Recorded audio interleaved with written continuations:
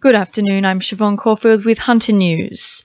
Local Hunter candidates will speak at a Youth Action Election Forum today as they look to address the main issues facing the region's young people ahead of the upcoming state election.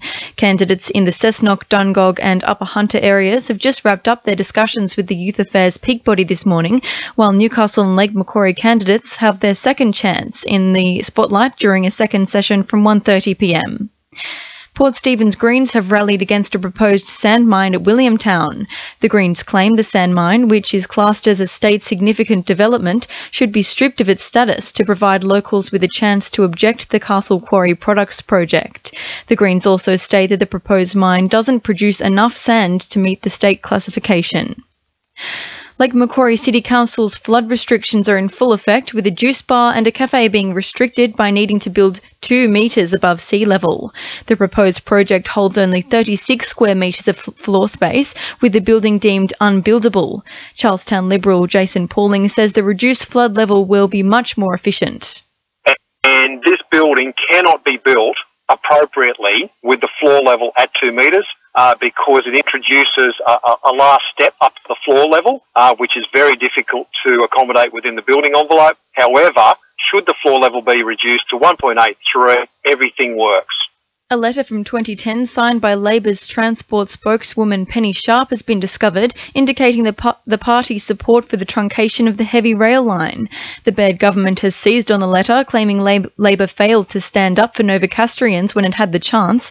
President of Save Our Rail, Joan Dawson, is insisting the letter is no indication of Labor's current standpoint. Save Our Rail has worked with Penny Sharp for some time, and we maintain that Newcastle will be disadvantaged if it loses the rail line. The opposition, headed by Luke Foley, is very strongly in favour of retention of the rail line itself and restoration of trains on that line. Agriculture in the Hunter is undergoing a demographics shift, with female enrolment on the rise. Tocal Agricultural College report that female students outnumber the male students by 70% in beef, sheep, horse and dairy production courses. Funding for the Lakes Beach Surf Lifesaving Club by the New South Wales Government will vastly improve safety for beachgoers. $33,000 has been allocated to the club to upgrade facilities, including their radio room and general amenities.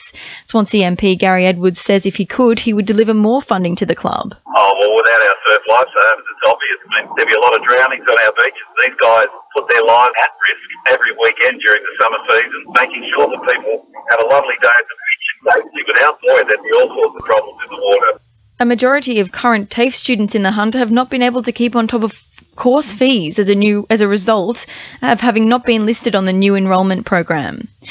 Only 15,000 of the 60,000 students expected to enrol last year were listed on the Student Administration Learning Management System, which went live last year.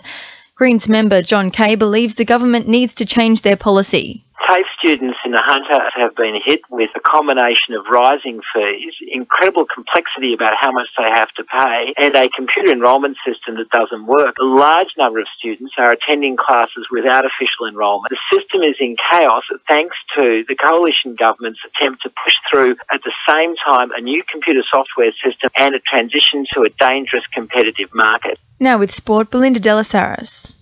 Newcastle Knights young gun Sione Matautia insists he's prepared to serve a one-match suspension for a dangerous throw, but could still miss out on Saturday's clash with the Cowboys if skipper Kurt Gidley returns to the fold. The 18-year-old was charged with a Grade 1 dangerous throw charge yesterday for his tackle on Warriors star Bodine Thompson over the weekend. It's after Gidley sat out of the game with hamstring tightness. The Waratah Mayfield Cheetahs are poised for a return to the Newcastle Rugby League in 2017, marking the team's first appearance in the competition in 13 years.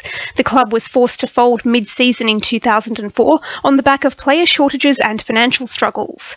It comes after Port Stephens suffered a similar fate, collapsing 2 weeks ago to leave an opening for the Cheetahs.